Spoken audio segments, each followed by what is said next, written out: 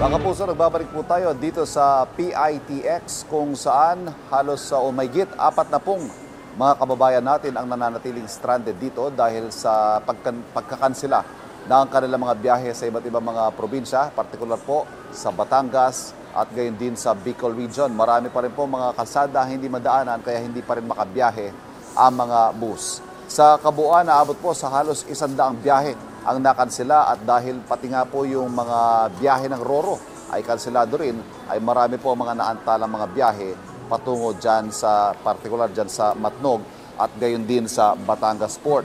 At kaugnay po ng sitwasyong ito dito sa PITX, makakausap po natin si Colleen Calbasa, Senior Corporate Affairs Officer ng PITX. Colleen, good morning. Welcome sa Unang Balita. Magandang umaga po, Sir Evan. Yes, ma'am, ano ba ang latest situation natin? Baka may updated numbers tayo? Aside from the stranded passengers natin, yung stranded passengers natin account has been since October 22 po, no? And then yesterday po. May mga nag-intay lang po sa ating terminal kagabi at kahapon dahil sa mga biyahe naman po natin papuntang Cavite, no? Marami na po kasing binaha sa area na yun. However, ngayong mga alas 5 ng umaga, nakabiyahe na po yung mga Caviteños natin pauwi sa kanilang mga bahay. Okay, pero meron pa rin po mga kanseladong biyahe, ma'am, ano? Particularly dito sa Bicol Region. At siyempre yung mga Roro vessels natin, hindi pa rin makabiyahe. So, kanselado pa rin ang mga biyahe ng mga bus papunta dyan. Ina-expect po natin na until ma-lift po yung ban sa mga sea travels natin, ina-expect po natin na cancelled pa rin po yung mga travels natin papunta dun sa mga probinsya. Right.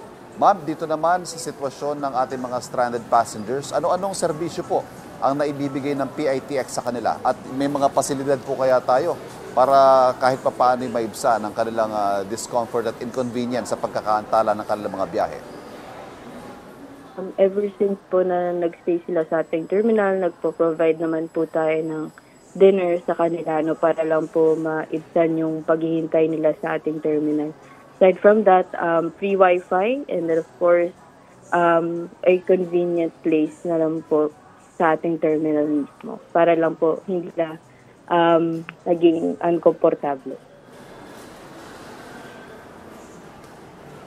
Ma'am, yung mga canceled na biyahe, halimbawa may mga ticket sila, paano ho ba magiging coordination? They would have to go to the bus company at ano pa, may rebooking po ba yan o may refund? Paano ho ba?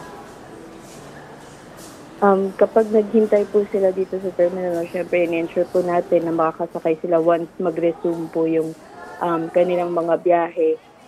For others po na hindi pa po nakakapag-contact sa kanilang mga bus operators, kung may mga advance booking po, pwede na po natin itawag, no, as soon as possible para lang po ma-rebook agad. And then at the same time, yung mga iba po kasi nating mga stranded passengers ay walk-in.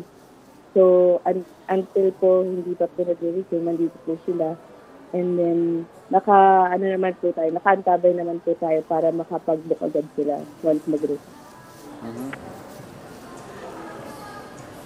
May paunang impormasyon na kaya tayo kung anong oras mag-re-resume ang mga biyahe, lalo na itong mga land trip papuntang Bicol, papuntang Batangas, yung mga nakansela? Kami rin lang po ay nag-aantay sa advice ng Philippine Port Authority until po mag-resume yung mga sea travel natin.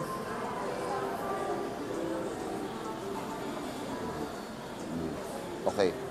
Ms. Colleen, maraming salamat po sa pagtanggap sa tawag namin ngayong umaga. Thank you. Ingat po kayo.